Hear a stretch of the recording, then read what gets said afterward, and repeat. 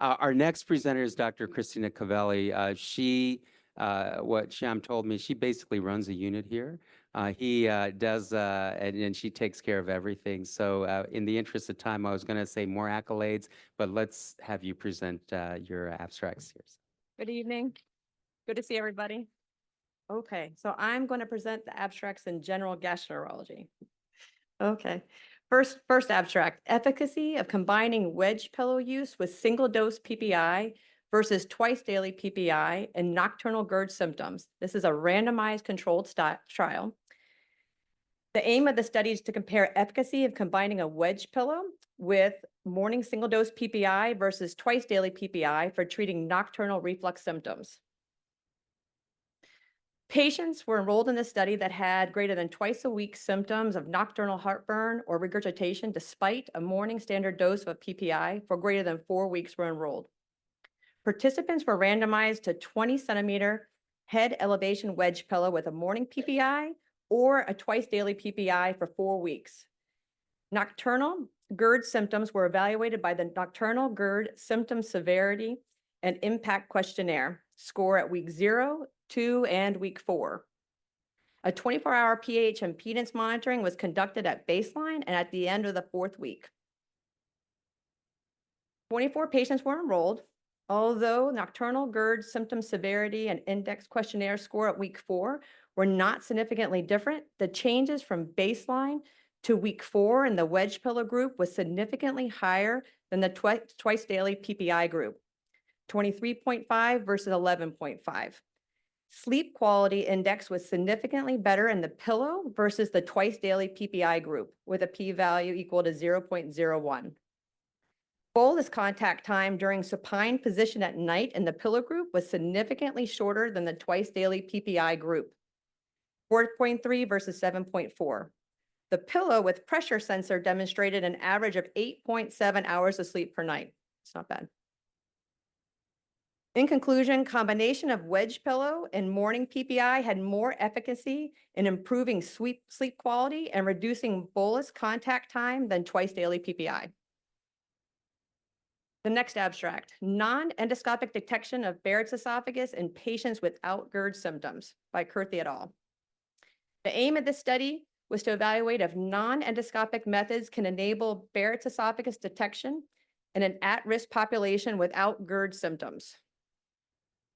Patients presenting for colonoscopy that never had an endoscopy who had greater than 3 Barrett's esophagus risk factors, so age greater than 50, male sex, white race, smoking history, family history of Barrett's esophagus or esophageal adenocarcinoma or central obesity, without a history of chronic GERD, were prospectively administered the ESO check, which is a 5-minute outpatient procedure that uses an encapsulated balloon to obtain a sample from the GE junction and distal esophagus, and assayed with an EsoGuard. An EsoGuard is a DNA test to check precancerous lesions in the distal esophagus. Patients with a positive EsoGuard result were offered an EGD. Patients with a negative EsoGuard result were offered free research EGD. Results. So the mean age of 89 subjects was 61 years, 98% white, 98% male, 55% had smoking history, and 27% were centrally obese. 19 of 23, so 26% of the positive EsoGuard result underwent EGD and non-dysplastic Barrett's esophagus, so 5 had short segment Barrett's, 1 with long segment, was detected in 6, so 31.6%. Of the 57 patients with negative EsoGuard result, 18 underwent a follow-up EGD, none of whom had Barrett's esophagus. A logistic regression model was fitted to predict their phenotypes using age, smoking history, weight, waist measurement, risk score, and the EsoGuard result as covariates. The estimated positive predictive value with a 95% confidence interval was 0.37, and the estimated negative predictive value with a 95% confidence interval was 0.99. So the Barrett's esophagus prevalence was estimated to be 8%. So in conclusion, patients with chronic GERD who have greater than 3 Barrett's esophagus risk factors have a moderately high prevalence of Barrett's esophagus. So this study looks at this abstract looks at genomic markers for enhanced risk stratification in Barrett's, so same theme, Barrett's esophagus patients with low-grade dysplasia. The aim of this study was given the limited reliability of histology. This study aimed to identify genomic factors enhancing risk stratification for Barrett's esophagus patients with a community diagnosis of low-grade dysplasia. Progressors to early esophageal adenocarcinoma and non-progressors were identified in a randomized controlled trial screening cohort of community-based low-grade dysplasia patients.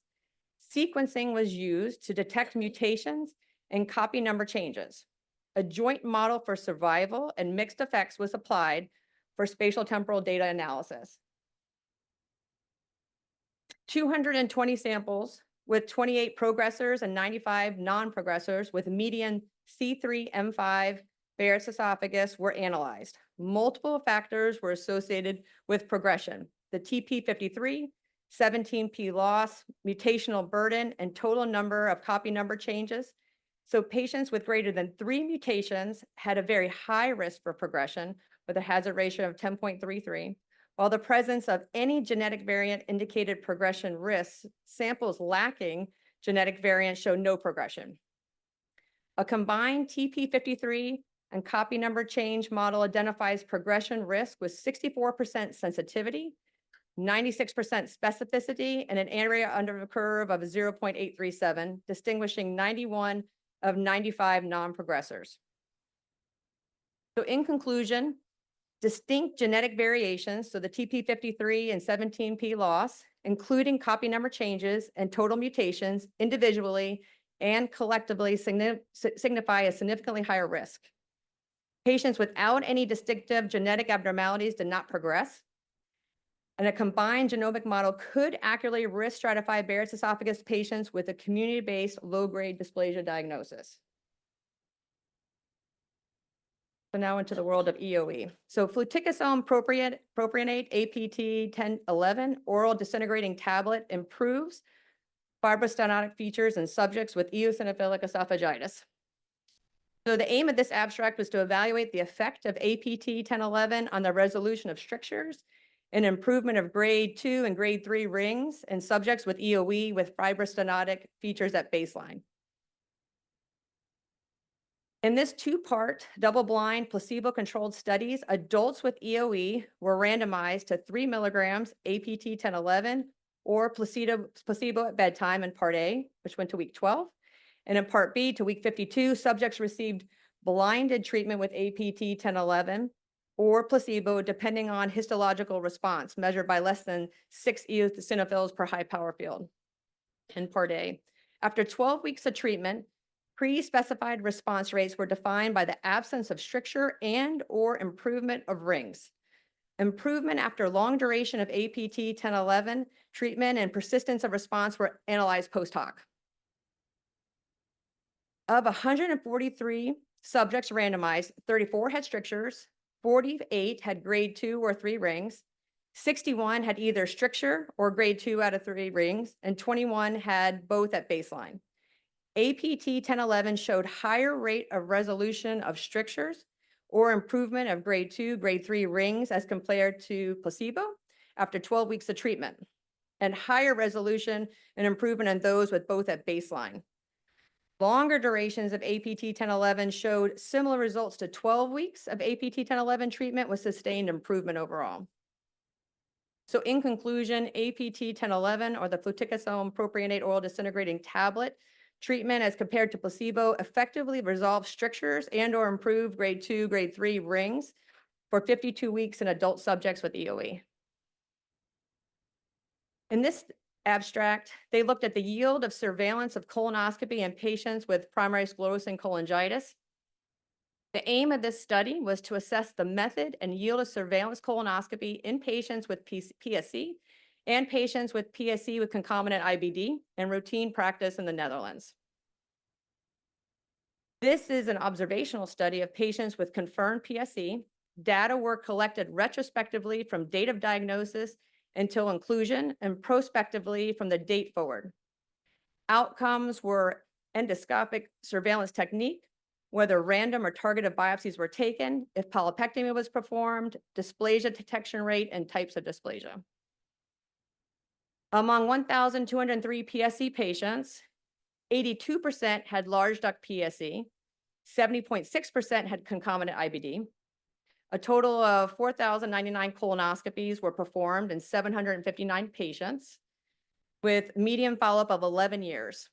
2,543 included biopsies, 355 involved polypectomies, and 86 comprised both biopsies and polypectomies. And the pathology revealed 14.1% indefinite for dysplasia, 75.1% low-grade dysplasia, and 77.6% high-grade dysplasia, and 5.9% had adenocarcinoma.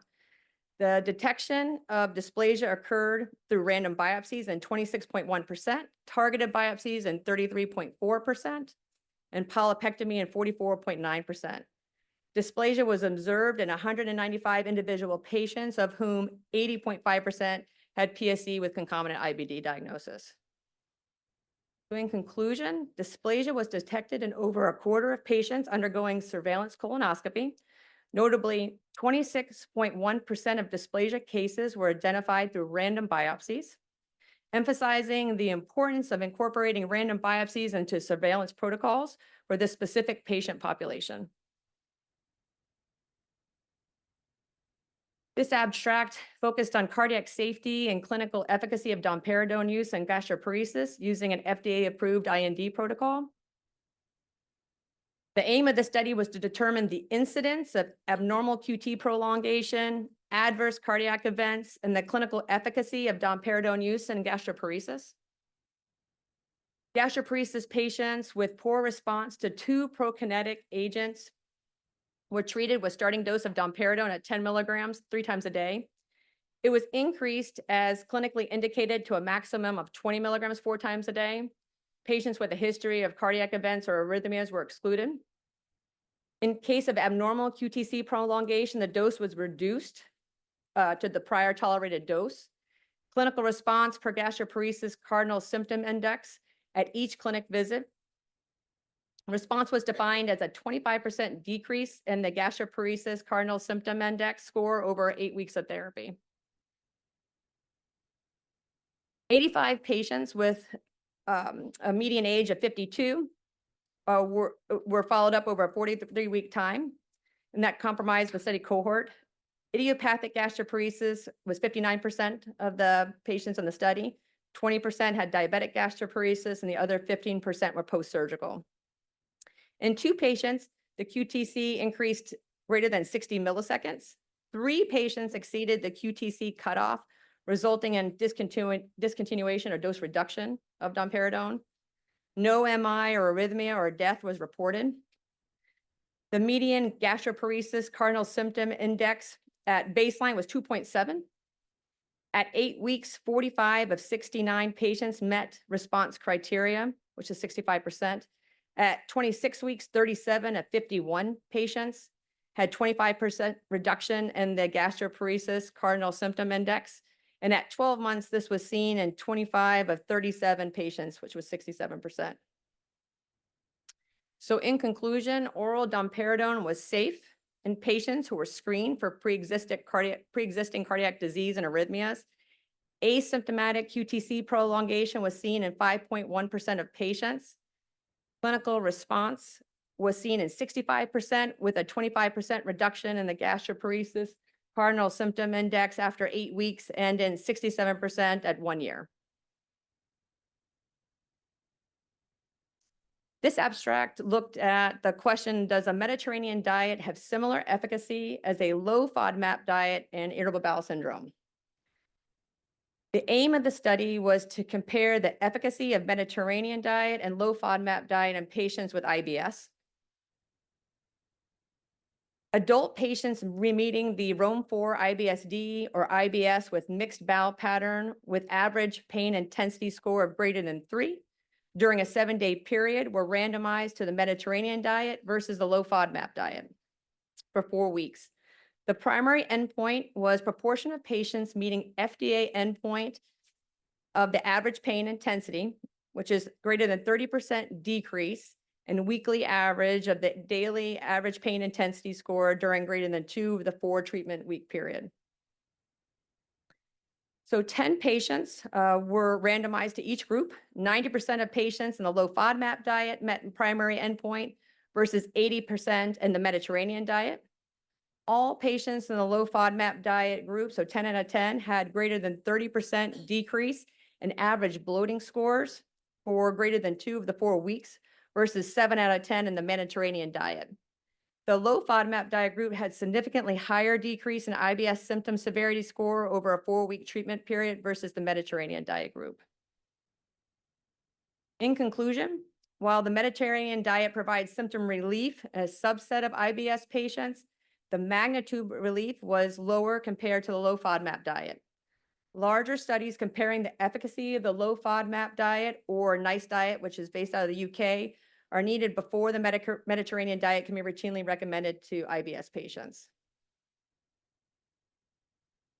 The next abstract looks at exocrine pancreatic insufficiency incidence at 12 months after acute pancreatitis, a prospective multi-center study. The aim of this abstract was to establish the incidence and predictors of EPI at 12 months after acute pancreatitis in a prospective cohort. Adult participants admitted to the hospital with an acute pancreatitis attack were enrolled at the time of attempt to resume oral or enteral diet. Blood and stool samples were collected at baseline and at 12 months after enrollment. EPI was assessed by fecal elastase levels from stool samples. Severe EPI had a fecal elastase level greater or less than 100 micrograms per gram stool, while mild EPI was defined as a fecal elastase of 100 to 200 micrograms per gram stool. Of 85 subjects, EPI was observed in 29, or 34.1%. 19 had severe EPI and 10 had mild EPI. Factors significantly associated with exocrine pancreatic insufficiency at 12 months included the male sex, recurrent acute pancreatitis, pre-existing diabetes, alcohol, and idiopathic etiologies, and increasing severity of acute pancreatitis. In a multivariable analysis, odds of having EPI at 12 months increased 4-fold with idiopathic acute pancreatitis etiology, and over 3-fold with a non-mild, moderately severe, or severe acute pancreatitis, as well as baseline diabetes. Importantly, even in subjects with an index mild attack of acute pancreatitis at enrollment, developed severe EPI at 12 months with a prevalence of 12.8%. So in conclusion, exocrine pancreatic insufficiency is present in approximately 1/3 of prospectively assessed patients at 12 months post-acute pancreatitis. Factors associated with exocrine pancreatic insufficiency include an idiopathic etiology, non-mild acute pancreatitis, pre-existing diabetes. There is a risk for development of exocrine pancreatic insufficiency even with patients with acute mild pancreatitis. Next slide. Next abstract looks at the pancrealipase improves exocrine pancreatic insufficiency symptoms and health-related quality of life in patients with chronic pancreatitis. The aim of the study was to evaluate the impact of pancrealipase on specific clinical symptoms and health-related quality of life in patients with exocrine pancreatic insufficiency. Patients with probable or definite chronic pancreatitis and EPI is defined as a fecal elastase less than 200 micrograms per gram stool, and at least moderate severity of EPI symptoms based on the pancreatic exocrine insufficiency questionnaire formed the study cohort. Study flow entailed obtaining baseline assessments followed by initiating pancrealipase treatment with 72,000 lipase units per meal or 36,000 units per snack, and a 3-month follow-up. Primary endpoint was difference between the mean pancreatic exocrine insufficiency total symptom score at baseline and 1-month treatment with pancrealipase. Secondary outcomes were health-related quality of life, stool frequency, and consistency. 26 and 21 patients were eligible for analysis at 1 month and 3-month follow-up, respectively. Pancreatic exocrine insufficiency symptoms improved from baseline to 1 month and baseline to 3 months. Pancrealipase treatment significantly improved health-related quality of life from baseline to 1 month and baseline to 3 months, respectively. And while stool consistency improved towards normal, the mean stool frequency per day did not change at 1 month. In conclusion, significant sustained improvements in exocrine pancreatic insufficiency symptoms and health-related quality of life was observed in chronic pancreatitis patients with EPI who were treated with pancrelipase. The next abstract looks at the impact of PPI use in the prevention of dual antiplatelet therapy associated upper GI bleeding. This is a systematic review and meta-analysis of random controlled trials. The aim of this study was to look at systematic reviews and meta-analysis to explore the effects of PPI and outcomes of DAPT use. This was performed using a comprehensive literature review, was conducted until November 2023 to include studies with patients greater than 18 years old and were on DAPT for at least 2 continuous weeks. Using the random effects Mantel-Hansel method, pooled risk ratios and their corresponding 95% confidence intervals were calculated for all dichotomous variables. 6 studies comprising of 6,620 patients, 3,301 were on a PPI, and the other half were on non-PPI, met inclusion criteria. The mean age was 64, 70% were males. Patients who received PPI therapy had less upper GI bleeding and all-cause mortality as compared to patients in the non-PPI group. The relative risk for major adverse cardiovascular events and myocardial infarction was similar between PPI and non-PPI groups. In conclusion, adding PPI therapy to DAPT significantly lowers the risk of upper GI bleeding and all-cause mortality without adversely affecting major cardiovascular outcomes. The next abstract looks at portable disposable gastrointestinal endoscopes for gastrointestinal bleeding at the emergency bedside. This is a prospective randomized non-inferiority trial. The aim of this study was to investigate the feasibility and safety of disposable endoscopes for emergency gastrointestinal bleeding at bedside. Patients with gastrointestinal bleeding were randomly assigned to undergo EGD, either using a portable disposable endoscope or a Pentax endoscope. The success rate of all endoscopic techniques, clinical operability, image quality score, equipment preparation time, operation time, and adverse events incidents were recorded. A total of 42 patients were included, 21 in each group. The success rate of endoscopy in both groups was 95.2%, and there was no statistical difference in terms of clinical operability, image quality score, incidence of equipment malfunction, and incidence of adverse events. Compared with traditional endoscopes, the disposable endoscope was significantly shortened in terms of equipment preparation time, transportation time, and there was no need for subsequent decontamination. In conclusion, endoscopy with portable disposable endoscopes is safe and feasible, with its operation performance and image quality being good. It is easier to transport with short preparation and transportation time for emergency procedures and saves labor costs. Okay, take-home points in general gastroenterology. So number 1, in patients with nocturnal GERD, combination of a wedge pillow and a morning PPI had more efficacy improving sleep quality and reducing bolus contact time than twice-daily PPI. Prevalence of Barrett's esophagus is 8% in patients without chronic GERD symptoms, and these patients can be identified with non-endoscopically using demographic, historical, and social factors. In patients with Barrett's and low-grade dysplasia, combined genomic model could accurately risk stratify patients to progressive and non-progressive disease severity.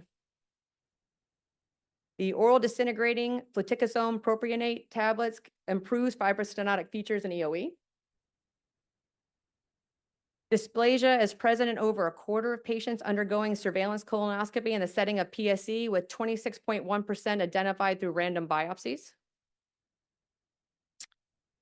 Oral domperidone was mostly safe and clinically effective in 65% of patients with gastroparesis.